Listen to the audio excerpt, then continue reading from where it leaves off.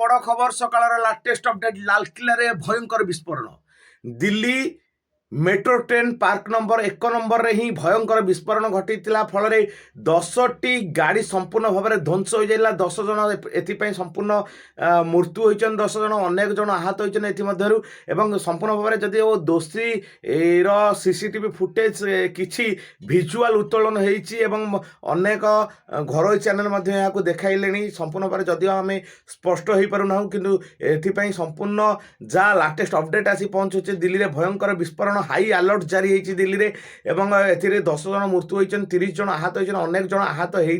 ଆହୁରି ମଧ୍ୟ ଆହତ ହୋଇଥିବ ବୋଲି ଯାହା ଆଶଙ୍କା କରାଯାଉଛି ସମ୍ପୂର୍ଣ୍ଣ 10ଟି ଗାଡ଼ି ଭାଙ୍ଗି ରୁଜି ଚୁରମାର ହୋଇଯାଇଛି ଏଭଳି ଏକ ବିସ୍ଫୋରଣ କି ସମ୍ପୂର୍ଣ୍ଣ ଦିଲ୍ଲୀରେ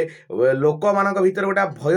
ସୃଷ୍ଟି ହୋଇଛି ଭୟ ବାତାବରଣ ଦେଖିବାକୁ ମିଳିଛି ଯାହାକି ଲାଟେଷ୍ଟ ଅପଡେଟ୍ ଆସି ପହଞ୍ଚୁଛି କି ଦିଲ୍ଲୀରେ ଭୟଙ୍କର ବିସ୍ଫୋରଣ ଏହା ଫଳରେ 10 ଜଣଙ୍କର ସମ୍ପୂର୍ଣ୍ଣ ଭାବରେ ପ୍ରାଣହାନି ହୋଇଛି ଏବଂ ମୃତ୍ୟୁ ହୋଇଛନ୍ତି ଏବଂ ଅନେକ ଜଣ ଆହତ ହୋଇଛନ୍ତି ଯାହା ଲାଟେଷ୍ଟ ଅପଡେଟ୍ ଆସୁଛି ସକାଳର ଏବଂ ଯଦିଓ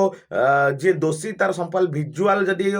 ଆସୁଛି ସିସିଟିଭି ଫୁଟେଜ୍ରେ କେତେକ ଘରୋଇ ଚ୍ୟାନେଲ କରୁଛନ୍ତି ସେମିତି ଯଦିଓ ଆମ ପାଖକୁ କିଛି ଲାଟେଷ୍ଟ ଅପଡେଟ୍ ଆସିନି କିନ୍ତୁ ସମ୍ପୂର୍ଣ୍ଣ ଭାବରେ ଏହା କହିବା ଯେ 10 ଜଣ ମୃତ୍ୟୁ ହୋଇଛନ୍ତି ଏବଂ 30 ଜଣ ଆହତ ହୋଇଛନ୍ତି କେଉଁଠି ପାଇଁ ଏବଂ କେମିତି ଏଭଳି ଏକ ଭୟଙ୍କର ବିସ୍ଫୋରଣ ସେଭଳି ନେଇ ଏକ ସବୁଠୁ ବଡ଼ ପ୍ରଶ୍ନବାଚୀ ସୃଷ୍ଟି କରିଛି ଦିଲ୍ଲୀରେ।